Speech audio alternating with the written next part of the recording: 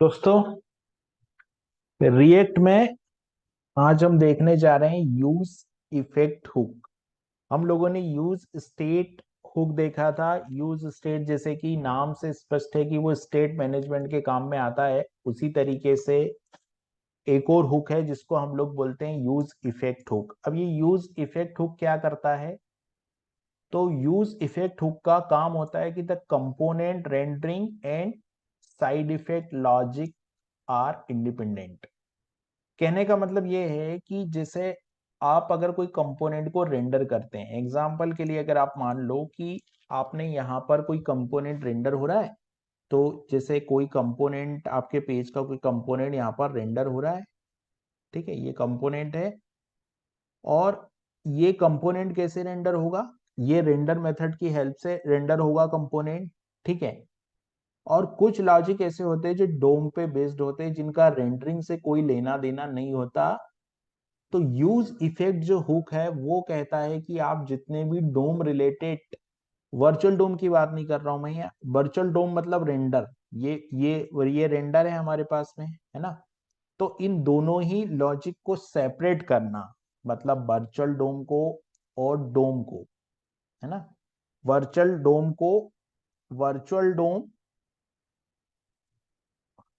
और रेंडरिंग। कहने का मतलब ये है कि यूज इफेक्ट हुक का जो पर्पस है वो ये है कि कंपोनेंट को रेंडर होने का लॉजिक और जो डोम का लॉजिक है उसको सेपरेट करना। ये है डोम का। जैसे कि जैसे मान लो ऐसे कौन से लॉजिक होंगे? ठीक है, ऐसे कौन से लॉजिक होंगे? तो जैसे कि अजाक्स रिक्वेस्ट हो गया, है ना। अब अजाक्स रिक्वेस्ट एक साइड इफेक्ट है। साइड इफेक्ट का मतलब यहाँ पर ये है कि साइड इफेक्ट और कंपोनेंट, ये साइड इफेक्ट का मतलब ये है कि ऐसे काम जो वर्चुअल डोम से नहीं होके डोम से होंगे। डोम से होंगे मतलब जिनका रेंडरिंग से कोई लेना देना नहीं है।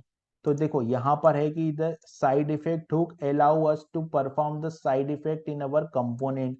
अब यहाँ पर साइड इफेक्ट का मतलब क्या है? तो साइड इफेक्ट का मतलब ये है कि ऐसे लॉजिक या अ, ऐसे काम जिनका रेंडरिंग से कोई मतलब नहीं है। जैसे कि अगर मान लो मेरे को टाइटल पे कुछ अपडेट करना है, तो टाइटल पे कुछ अपडेट करना है तो उसका डोम से कोई रिलेशन नहीं है। अगर मुझे मान लो ऐसा, मुझे यहाँ पर कोई अजक्स रिक्वेस्ट करनी है, ठीक है। अब जो अजक्स रिक्वेस्ट मेरे को करनी है, तो अजक्स रिक्वेस्ट का डोम से कोई लेना देना नहीं है। तो जैसे कि क्या हो गया यहाँ पर, जैसे अजाक्स रिक्वेस्ट हो गया, तो अजाक्स रिक्वेस्ट क्या कर सकता है? अजाक्स रिक्वेस्ट मतलब डोम से कोई लेना देना नहीं है।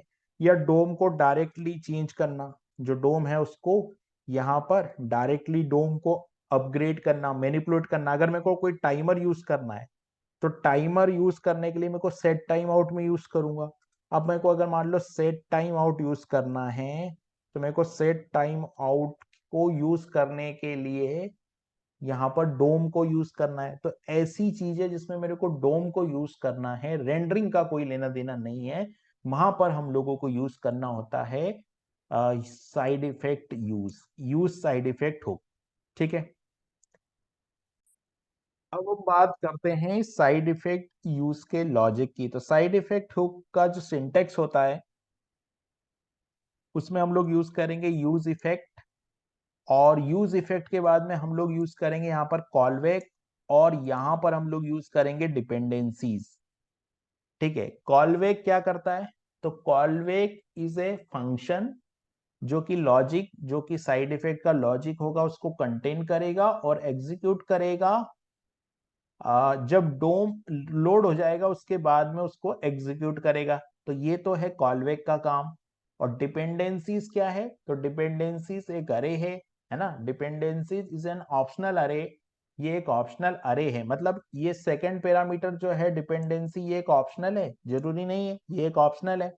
और इसमें तीन चीज हो सकती है, और इसका मतलब ये होता है कि ये हमको किसी पर्टिकुलर स्टेट के पास होने पे एग्जीक्यूट करना है, पर्टिकुलर प्रॉप्स के पास होने पे एग्जीक्यूट करना है, या ऐसी कंडीशन जिसमें कुछ भी नहीं हो और हमको एग्जीक्यूट करना है। तो ऐसी कोई कंडीशन होगी तो वो हम यहाँ पर पास करेंगे एज अ डिपेंडेंसी के तौर पे। ठीक है, तो ये तीन चीज हो गई यहाँ पर यूज इफेक्ट हुक की, कि एक तो कॉलबैक लेता है, दूसरा ये डिपेंडेंसी अरे है जो कि इसमें ऑप्शनल माना गया है, और ऐसे काम जिसमें कि डायरेक्टली हम लोग डोम को चेंज करेंगे, जिसको हम लोग साइड इफेक्ट बोलते हैं रिएक्ट की लैंग्वेज में, जिसका लॉजिक रेंडर के लॉजिक से अलग है, जिसका रेंडर से कोई लेना देना नहीं है, तो वो सारे काम करता है यूज इफेक्ट हुक। जैसे कि कोई टाइमर सेट करना हुआ, या कोई अजाक्स रिक्वेस्ट करनी हुई, या कोई टाइटल वार को अपडेट करना हुआ, ये जो काम है वो हम लोग किससे कर सकते हैं, यूज इफेक्ट हुक से कर सकते हैं यहाँ पर। अब इसका एक एग्जांपल हम लोग देखेंगे तो हमको ज्यादा समझ में आएगा। हम लोग एक फंक्शनल कंपोनेंट क्रिएट करेंगे, और वो कंपोनेंट के टाइटल पे, मतलब वो एक काउंटर, एक बटन होगा, है ना। हम लोग जो फंक्शनैलिटी बनाने जा रहे हैं उसमें एक बटन होगा, और वो जो बटन है वो क्या करेगा, मान लो यहाँ पर एक बटन है, ठीक है, ये एक बटन, यहाँ पर एक बटन बनेगा, और इस बटन पे जो इनिशियली वैल्यू है वो क्या होगी, यहाँ पर 0 होगी, और जैसे ही कोई बटन पे क्लिक करेगा वैसे ही ये वैल्यू 1 हो जाएगी, फिर कोई क्लिक करेगा तो ये वैल्यू 2 हो जाएगी। लेकिन ये वैल्यू पेज के टाइटल पे भी, ये हमारा पेज है मान लो, तो पेज के टाइटल पे भी ये वैल्यू जो है वो चेंज होनी चाहिए, 0 1 2 3। तो मतलब पेज के टाइटल पे भी वैल्यू चेंज होगी, और जो काउंटर है उस पे भी वैल्यू यहाँ पर जो है वो चेंज होगी।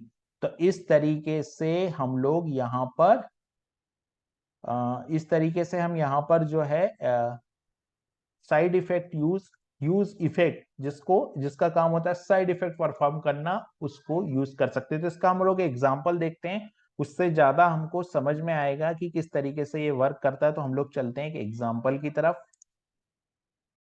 तो लोग क्या करते हैं, हम लोगों के पास एक कोड था, और हम लोगों ने यहाँ पे डेमो 2 है। तो इस डेमो 2 में मैं एक और एप्लीकेशन क्रिएट करने के लिए जा रहा हूँ डेमो 2 में। तो डेमो 2 में मैं एक, ये डेमो 2 है, और इस डेमो 2 में मैं एक फाइल क्रिएट कर लेता हूं यहाँ पर माई काउंटर के नाम से, या माई काउंटर डॉट जेएस है। ठीक है, तो ये जो फाइल है माई काउंटर डॉट जेएस, इसी में हम लोग साइड इफेक्ट का भी यूज करेंगे।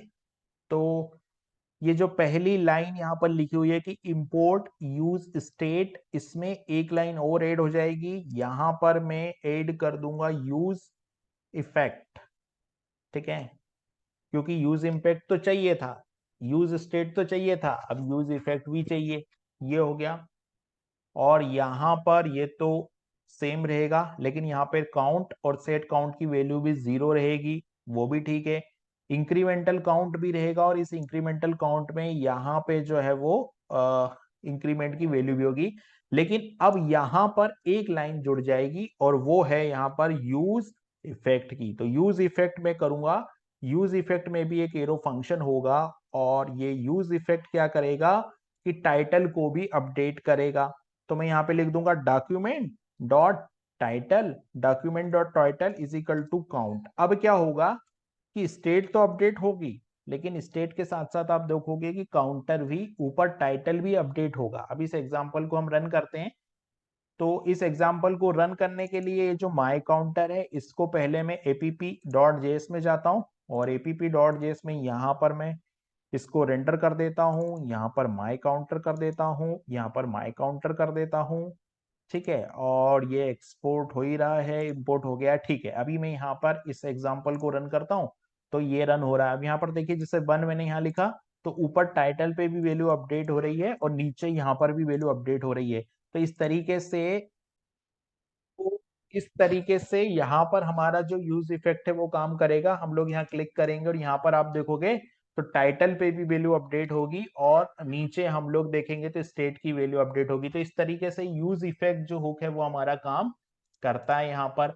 अब यूज हम लोग आगे एक नेक्स्ट एग्जांपल जो करेंगे उसमें हम लोग डिपेंडेंसीज की बात करेंगे, क्योंकि हम लोगों ने देखा था कि यहाँ पे हम लोग डिपेंडेंसीज के तौर पे एक आर्गुमेंट और पास कर सकते हैं। ये तो हमारा कॉलबैक हो गया, ये जो है वो हमारा कॉलबैक हो गया, लेकिन यहाँ पर हम लोग एक आर्ग्यूमेंट और पास कर सकते हैं जिसमें डिपेंडेंसीज होगी। तो उस डिपेंडेंसीज का यहाँ पर क्या मतलब होगा वो भी हम लोग देखेंगे।